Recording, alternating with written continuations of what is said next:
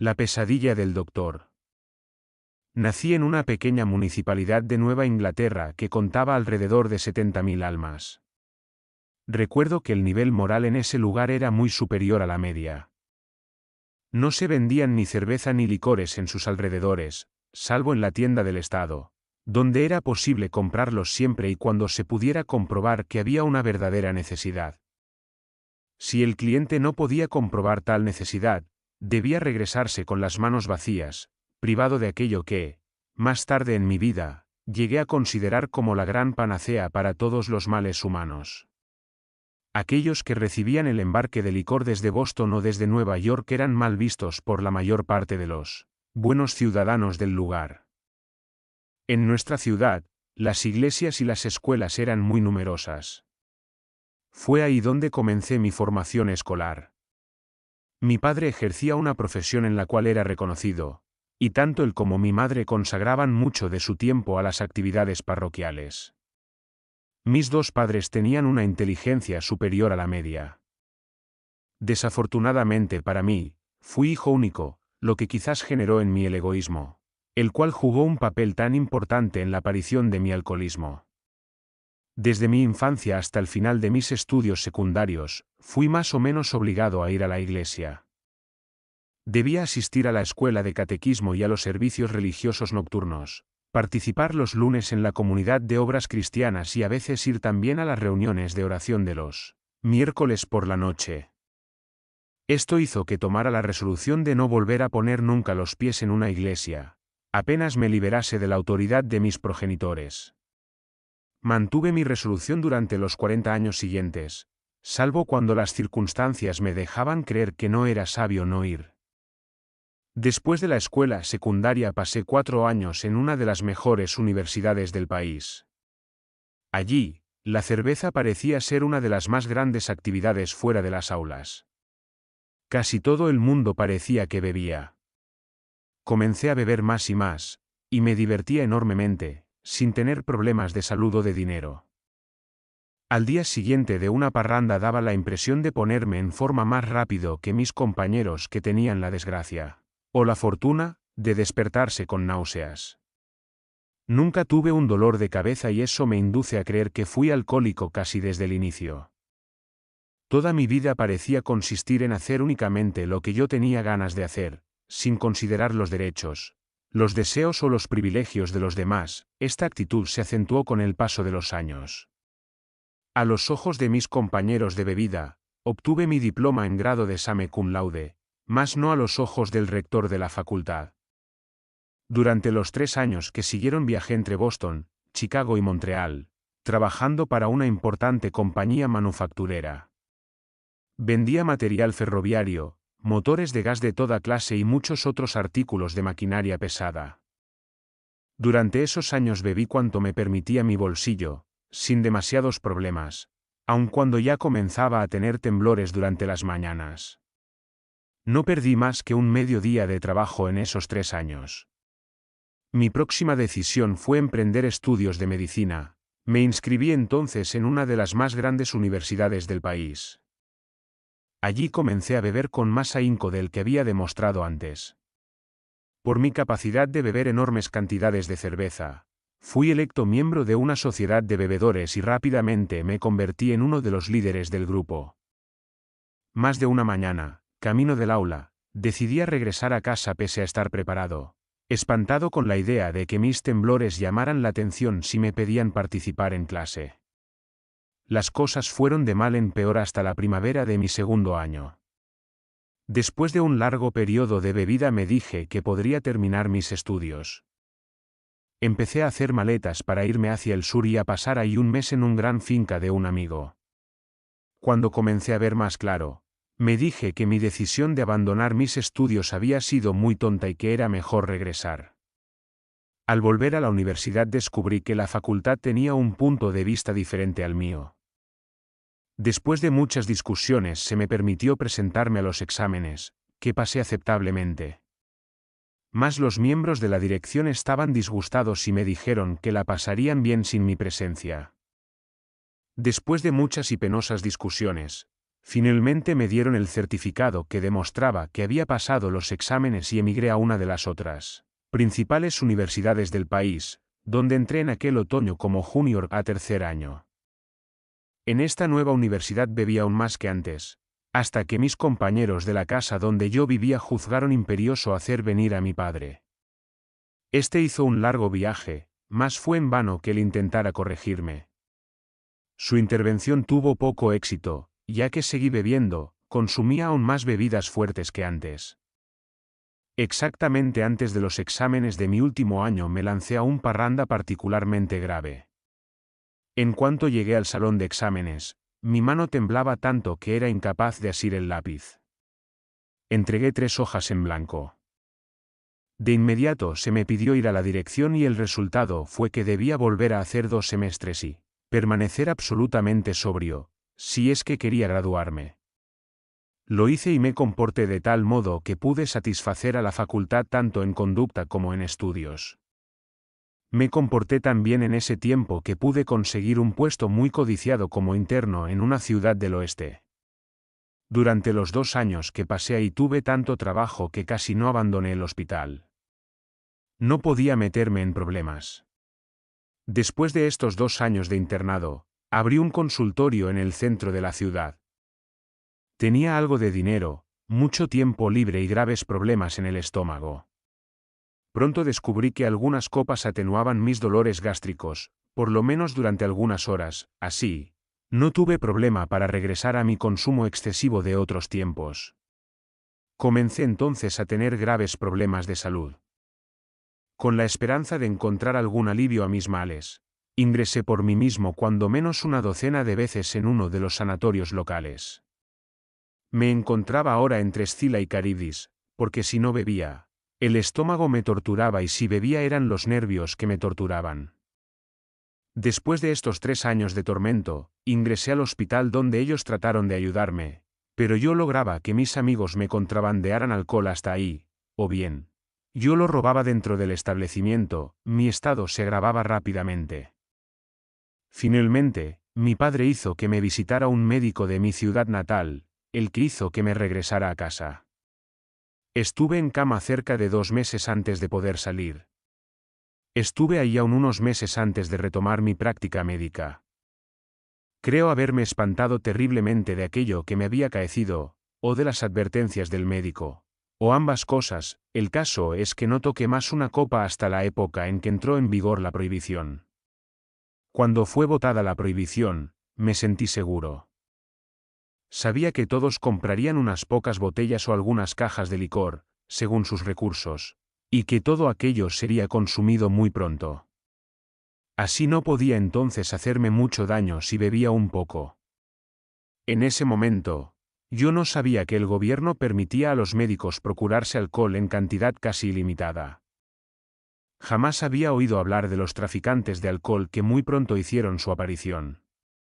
Al principio, bebía moderadamente, pero me faltó relativamente poco tiempo para deslizarme entonces a los viejos hábitos, en los cuales las consecuencias habían sido tan desastrosas para mí. Durante los pocos años que siguieron, vi crecer en mí 2 fobias, el miedo a no dormir y el miedo de que me faltara alcohol. Como no era yo rico, sabía que no debía beber en ciertas circunstancias si yo querría ganar el suficiente dinero para que no me faltara alcohol. Entonces, la mayor de las veces, no tomaba la copa de la mañana, que tanta falta me hacía, y la reemplazaba por sedantes para calmar los temblores que me angustiaban. A veces no podía yo evitar sucumbir a beber por las mañanas, pero, en este caso, quedaba yo en condiciones de trabajar solo unas pocas horas. Eso reducía mis posibilidades de conseguir alcohol en casa, lo que significaba que pasaría la noche en vela en mi cama y volver a padecer los intolerables temblores la mañana siguiente.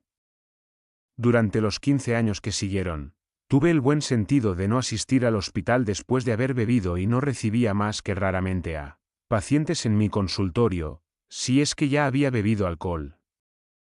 Algunas veces me refugiaba en uno de los clubes de los que era miembro y, a veces, me aislaba en un hotel donde me registraba bajo un nombre falso. Mis amigos podían frecuentemente encontrarme y yo aceptaba que me llevasen a la casa, Si me prometían que no me iban a sermonear. Si mi mujer proyectaba abstenerse por las tardes, me procuraba mucho alcohol, el cual escondía por todos lados, en el depósito de carbón, en el cesto de la ropa sucia, sobre los marcos fijos de las puertas, sobre las vigas del sótano, bajo las duelas del piso. Me servían también de escondite los baúles viejos y los cofres, los contenedores viejos y las cenizas de la estufa. Si no me serví de las cajas de agua de los retretes fue porque pensé que este escondite iba a ser demasiado evidente. Más tarde descubrí que mi mujer lo inspeccionaba a menudo. Ponía yo una botella de 8 o 12 onzas en guantes de lana y lo lanzaba hacia el vestíbulo posterior cuando los días de invierno estaban lo suficientemente oscuros. Mi contrabandista tenía escondido alcohol en los escalones posteriores a los que yo acudía a mi voluntad. Algunas veces lo traía en mis bolsillos, pero estos eran inspeccionados y era muy riesgoso. También lo colocaba en botellas de 4 onzas en el resorte de mis calcetines. Esto funcionó bien hasta que un día mi mujer y yo fuimos a ver a Wayace Biri en Tagboutanye, pues el film me había revelado el truco de los calcetines. No perderé tiempo en relatarles todas mis experiencias en hechos de hospitales o psiquiátricos. Durante ese tiempo nuestros amigos nos evitaban. Ya no éramos invitados a sus casas, pues era seguro que yo me embriagara. Por la misma razón, mi mujer ya no se atrevía a invitarlos. Mi miedo al insomnio exigía que yo me emborrachara todas las noches. Para tener alcohol en la noche, yo tenía que estar sin beber durante el día, al menos hasta las 4 de la tarde. Esta rutina duró 17 años casi sin interrupción. Esta era realmente una horrible pesadilla: ganar dinero, comprar alcohol, llevar el alcohol a escondidas a la casa, emborracharme, temblar en las mañanas, tomar sedantes para poder trabajar y ganar dinero y retomar eternamente este círculo vicioso. Prometía yo a mi esposa, a mis amigos, a mis hijos ya no beber, pero no obstante lo sincero que había sido al prometer, rara vez podía yo mantenerme abstemio hasta la noche. En el interés de aquellos que gusten de los experimentos, voy a decir unas palabras de lo que llamo la experimento de la cerveza. Una vez que esta bebida regresó al mercado, me creí salvado. Podría beber tanto como quisiera. Esto no tenía peligro, pues ninguna persona jamás se embriagó al beber cerveza. Entonces llené la bodega de cerveza, con el permiso de mi buena esposa. Muy pronto, bebía yo cuando menos una cada y media de cerveza al día. Subí 13 kilogramos de peso en alrededor de 2 meses, parecía un puerco y tenía dificultades para respirar. También me vendí la idea de que el olor de la cerveza disfrazaba cualquier otro aroma a alcohol. Me puse a reforzar la cerveza con alcohol puro. Obviamente, el resultado fue desastroso y marcó el fin de mi experimento con la cerveza. Por esa época más o menos, me encontré en el seno de un grupo de personas que me atraían por su impresión de calma, de salud y de dicha que proyectaban. Hablaban con libertad, sin embarazo, cosa que yo jamás llegué a hacer, y parecían estar a gusto en cualesquier circunstancia y en plena salud. Mas ahora parecían ser muy felices. Por mi parte, yo estaba ensimismado y me sentía incómodo la mayor parte del tiempo. Mi salud estaba a punto del colapso y era profundamente desdichado. Sentía que esas personas tenían algo que me faltaba y que me sería de un gran socorro. Aprendí que se trataba de algo de carácter espiritual y eso no me atraía mucho, pero pensaba que tampoco podría hacerme daño alguno. Pensé mucho en eso a lo largo de los 2 años y medio que siguieron, pero aún continuaba emborrachándome todas las noches. Leí todo aquello que pude encontrar y hablaba con cualquiera que pudiese saber algo. Mi mujer tomó un profundo interés en esto y fue el de ella que sostuvo al mío, aunque nunca hubiese supuesto que hubiera podido constituir una respuesta a mi problema de beber. No sabré jamás cómo mi mujer habría podido conservar su fe y su coraje durante todos esos años, pero de hecho los conservó. Si así no hubiese sido, es seguro que yo estaría muerto desde un largo tiempo atrás. No sé cómo, nosotros los alcohólicos parece que poseemos el don de descubrir a las mejores mujeres del mundo. Porque ellas deben sufrir las torturas que les infligimos. Es una cosa que no llego a explicarme. En torno a esta época, una señora llamó a mi mujer un sábado por la noche, diciéndole que deseaba que yo fuese con ella para encontrarme con un amigo suyo el cual quizás podría ayudarme. Era la víspera del Día de las Madres y yo había vuelto a casa ebrio, llevando una enorme planta en un florero que puse bajo la mesa e inmediatamente después salí de esa estancia y me fui a mi lecho. Al día siguiente la señora llamó de nuevo. Queriendo ser educado, aunque me sentía muy mal, le dije, está bien, vamos, pero le arranqué a mi mujer la promesa que no permaneceríamos más de un cuarto de hora. Entramos en aquella casa a las 5 exactas y era las 11:15 cuando salimos a la calle. Tuvo sucesivamente 2 breves conversaciones con ese hombre, después bruscamente cesé de beber. Este periodo de abstención duró cerca de 3 semanas. Después recaí en Atlantic City por participar en un congreso que había durado varios días, de una sociedad nacional de la cual era yo miembro. Bebí todo el whisky que había arriba del tren y compré varias botellas para llevarlas a mi hotel. Era un domingo. Esa noche me emborraché, pero permanecí sobrio el lunes después de la cena y entonces comencé a emborracharme. Bebí todo aquello que pude encontrar en el bar y después salí hacia mi cuarto para proseguir. El martes comencé a fines de la mañana y al mediodía estaba ya en un estado deplorable. No queriendo perder la cara del todo, pagué la cuenta y dejé el hotel. Compré licor en el camino a la estación. Debía esperar mucho tiempo al tren. Después de eso ya no recuerdo nada hasta el momento en que me despertaba en la casa de un amigo en una ciudad no lejana a mi hogar. Estas buenas personas avisaron a mi mujer, quien mandó a mi nuevo amigo por mí. Vino él y me llevó a casa, me hizo que me metiera en la cama, me dio algo de beber aquella noche y una botella de cerveza a la mañana siguiente. Era el 10 de junio de 1935 y fue esta la última copa. Al momento en que escribo esto han pasado 4 años desde aquel día.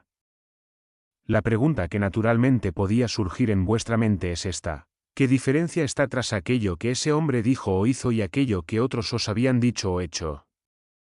Es necesario recordar que yo había leído mucho y hablado con todos aquellos que sabían o creían saber algo en materia de alcoholismo. Pero esta vez me encontraba frente a un hombre que vivió los largos años la espantosa experiencia de beber, que había conocido todas las experiencias por las cuales pasa el bebedor, pero que habían sido curadas con los mismos medios que yo había tratado de usar, esto es, con los principios espirituales. Él me dio información sobre el alcoholismo que me fue ciertamente útil. Pero bastante más importante fue el hecho que él fue el primer ser humano con el cual hubiese yo hablado, que sabía por experiencia personal aquello que decía cuando hablaba de alcoholismo. En otras palabras, él hablaba mi mismo idioma. Él conocía todas las respuestas y ciertamente no por haberlas leído en alguna parte. Es un maravilloso don, inmensamente grande, ese de haberme liberado de la terrible maldición que me había condenado toda la vida. Mi salud es ahora buena y yo he vuelto a encontrar el respeto de los míos y el respeto de mis colegas. Mi vida familiar es ideal y mis negocios van bien por cuanto es posible en estos tiempos inciertos. Paso gran parte de mi tiempo transmitiendo eso que he aprendido a los que lo deseen y que tengan una gran necesidad. Lo hago por 4 motivos: 1, por un sentido del deber. 2, porque es para mí un placer. 3, porque al hacerlo así pago mi deuda de gratitud hacia quien gastó su tiempo para transmitirme su mensaje. 4, porque cada vez que lo hago me aseguro una mayor garantía contra una posible recaída. Diversamente de la mayor parte de nuestros miembros, yo no pude liberarme del deseo obsesivo del alcohol durante los primeros 2 años y medio de abstinencia. Me acompañó casi siempre. Mas nunca estuve en el punto de ceder. Me sentía terriblemente infeliz cuando veía a mis amigos beber y saber que yo no podía hacer lo mismo. Pero pude llegar a convencerme que una vez tuve el mismo privilegio, mas abusé de él tan terriblemente que él mismo me fue arrebatado. Por eso no tengo razón en lloriquear por esto, ya que, después de todo, nadie tuvo que atarme para vaciar en mi garganta el alcohol. Si usted piensa ser un ateo, un agnóstico, un escéptico o si tiene una especie de orgullo intelectual que le impida aceptar lo que este libro contiene, lo lamento por usted. Si aún piensa el ser lo suficientemente fuerte para vencer solo la partida, eso es asunto vuestro. Pero si realmente y sinceramente siente tener necesidad de una ayuda, creemos tener una respuesta para usted. Ella no falla nunca, si usted pone la mitad del celo que ha mostrado sólidamente cuando se trata de procurarse otra copa. Vuestro Padre Celestial jamás os abandonará.